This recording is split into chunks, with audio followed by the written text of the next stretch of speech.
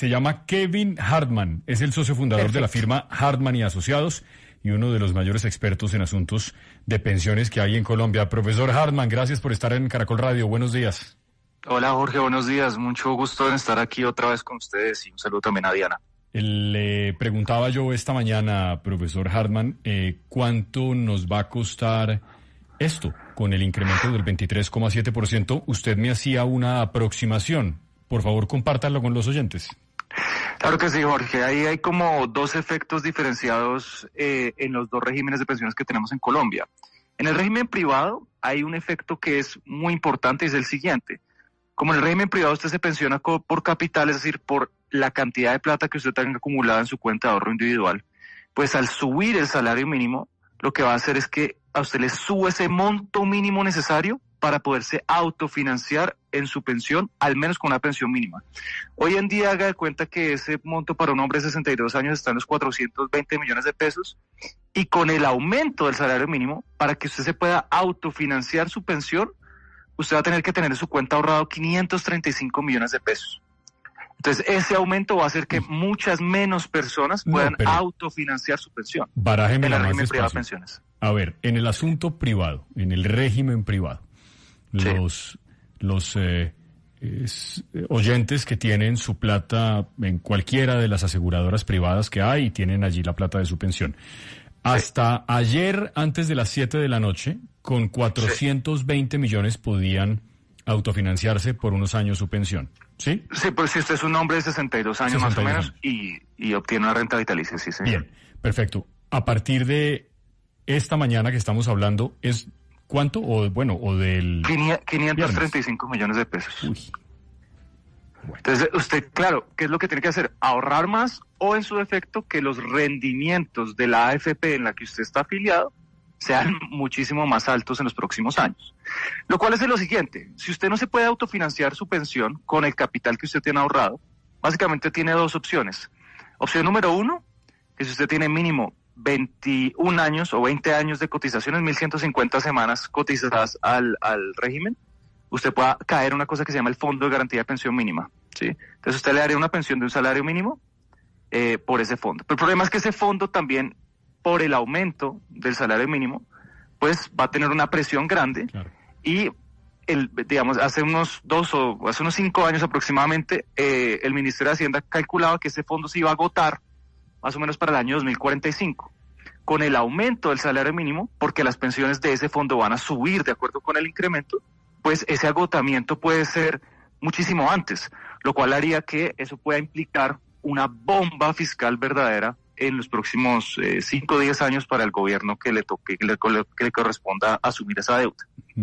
Y sin plata, ¿no? Sí. Entonces, en el régimen privado de pensiones tiene como esos dos efectos que son bastante complicados.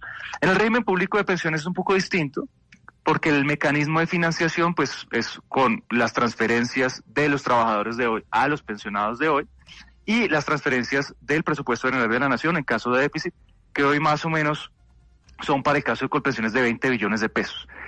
Como la mitad de los trabajadores la mitad de los pensionados que están en Colpensiones son de un salario mínimo, pues uno puede estimar más o menos que el próximo año las transferencias del presupuesto general de la nación puedan aumentar del orden más o menos de 4 billones de pesos. El costo de esas pensiones aumentaría la deuda en aproximadamente 4 billones de pesos.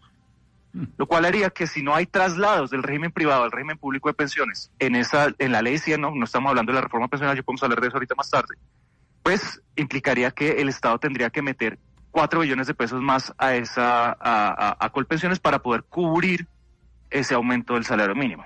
Ya. Profesor Hartman, usted es un tipo muy moderado en sus opiniones, generalmente no es catastrofista. Cuando se discutía la reforma pensional que sigue embolatada en los escritorios de los magistrados de la Corte Constitucional, usted siempre tenía unas opiniones que eran muy, muy sensatas y muy tranquilas sobre lo bueno, lo malo, lo que podía mejorarse, en fin. Pero esta vez en esta entrevista lo siento un poco más pesimista con esta noticia. Si el gobierno le hubiera preguntado antes de este incremento, usted les hubiera dicho, por lo que entiendo, de ninguna manera, porque el asunto pensional se va a volver inmanejable. Ya es difícil y después de esto se va a volver mucho más difícil. Yo creo que mi opinión estaría centrada básicamente en los efectos inmediatos en los dos regímenes y qué tanto podría el Estado darse el lujo de asumir esos costos. Ahora, hay que entender lo siguiente. Obviamente el aumento del salario mínimo para las personas que ganan un salario mínimo y van a mantenerse estables sus empleos, pues es una buena noticia. Eso es bastante lógico, me hago entender, y está bien que sea así. Es un instrumento de redistribución que de cierta manera le permite a algunos trabajadores tener mejores condiciones de vida, y eso naturalmente hay que celebrarlo. Lo que pasa es que como está estructurado el diseño institucional pensional, que es tan ligado a este tipo de aumentos o a este tipo de efectos, pues hay una serie de consecuencias que pueden llegar a ser peligrosas en el corto plazo y en el mediano plazo. Hay otra cosa que también tienen que tener en cuenta, lo siguiente, Jorge. Acuérdense que hace una semana el decreto del Ministerio de Hacienda sobre el deslizamiento del salario mínimo, que es esta diferencia que existe entre productividad e inflación más los puntos que pone el gobierno todos los años en ese decreto, para cubrir las pensiones de un salario mínimo en el régimen privado de pensiones. Entonces, acuérdense que ese decreto, o lo que se pretendía, todavía no estaba publicado, o pues estaba publicado para comentarios, pero no está todavía expedido. Básicamente lo que hacía era, de cierta manera, cambiar unas fórmulas de cálculo de quién debe asumir los costos asociados a esos aumentos. Entonces, antes, pues el gobierno asumía una gran parte de esos aumentos, pero precisamente por la situación fiscal del país, el gobierno lo cambia algunos parámetros para poder transferir ese costo más que todo a los afiliados y a las aseguradoras, lo cual hace que, según las mismas aseguradoras, pues básicamente se vuelva inviable ese deslizamiento en la nueva fórmula propuesta por el gobierno. Lo cual quiere decir lo siguiente, querido Jorge, para sintetizar. Con este aumento del salario mínimo, en este caso el deslizamiento, haría que fuese muchísimo más costoso asumir ese gasto por parte del gobierno y predeciblemente hacer que el Ministerio de Hacienda siga adelante con su fórmula, que lo que puede llegar a ser es inviable verdaderamente el aseguramiento de esas pensiones, sobre todo en el seguro previsional de muerte anticipada o invalidez.